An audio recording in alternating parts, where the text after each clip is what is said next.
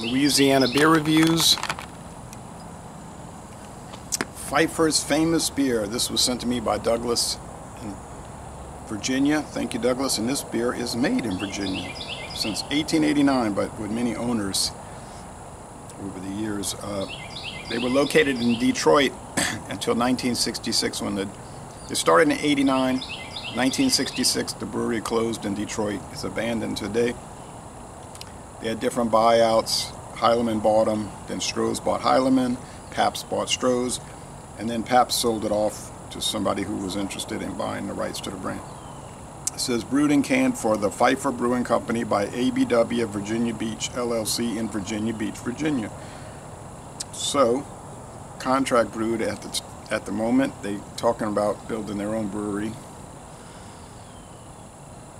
Now their website claims they were the best-selling beer in Michigan or in Detroit in the 1950s.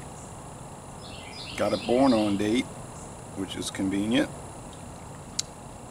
And ABW is a brewery called it's New Realm Brewing of Virginia, and it used to be Green Flash Brewing.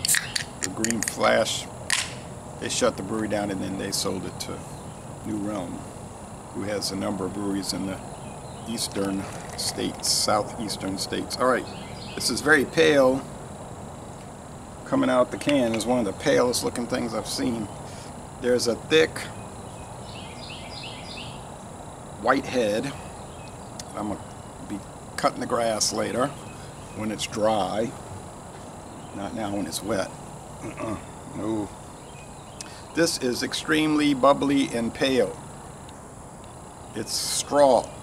If there's any description, it's straw, like you'd see in a barn. So they're using super pale malt. Don't know what kind of hops, don't know what kind of, if they're adding adjunct, because their website doesn't talk about the beer, it just talks about the history. And there's a haze to it for sure. There's a haze throughout. It's little lines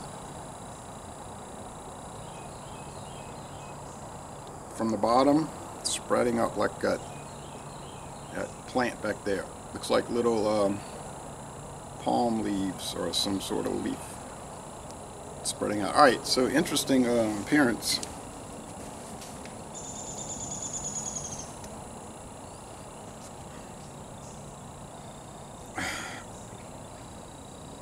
Crackery malt. Biscuity crackery malt.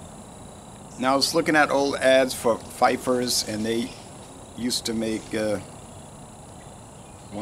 some different German styles, which I wasn't familiar with, and they had one called Pfeiffer's Extra Beer, which I'm assuming was like a malt liquor.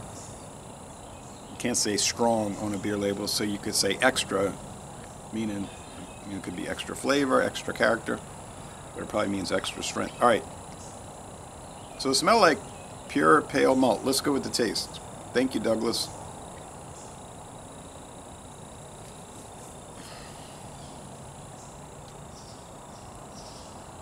He did not buy this can in a store.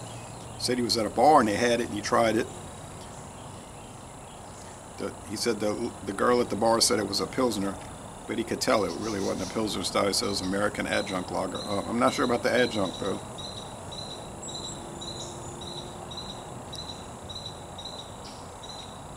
Could they be using corn or rice? They could be. Doesn't seem to have corn or rice.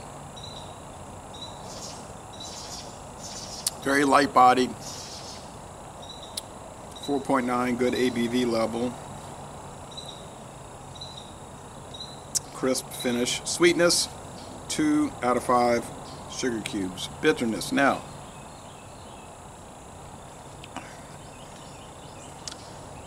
it does have some Pilsner-like bitterness. I would say it's probably about 18 bitterness units. Although you'd want a Pilsner to be more like around 30.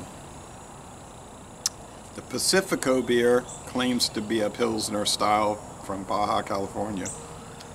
Well, at least that's where it originated.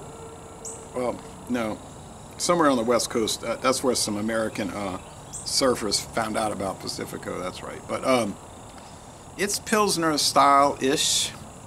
That one has definitely more bitterness than your regular American adjunct lagers.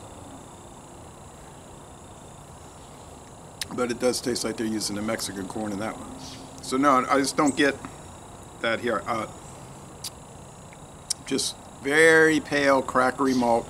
If there was an American adjunct lager that I could think would be similar to this, the closest one I could think of would be Rolling Rock extra pale beer, which is very pale. But they use corn and rice in that one. Corn and rice. Score, this is a great one. I hope they are successful bringing this. I don't think this beer actually technically ever stopped being produced, but the production numbers were so low it may as well have been. But I think Peel's is another one of those that got bought. That was an East Coast beer. I think that is out of production now. That was a very pale beer. They said draft style beer. I'm gonna go with 93 out of 100, 9.3 out of 10. A most excellent beer. Don't know what the price is for a 6-pack. I didn't see a locator tool on the website. I've never seen it in Louisiana. May see it one day.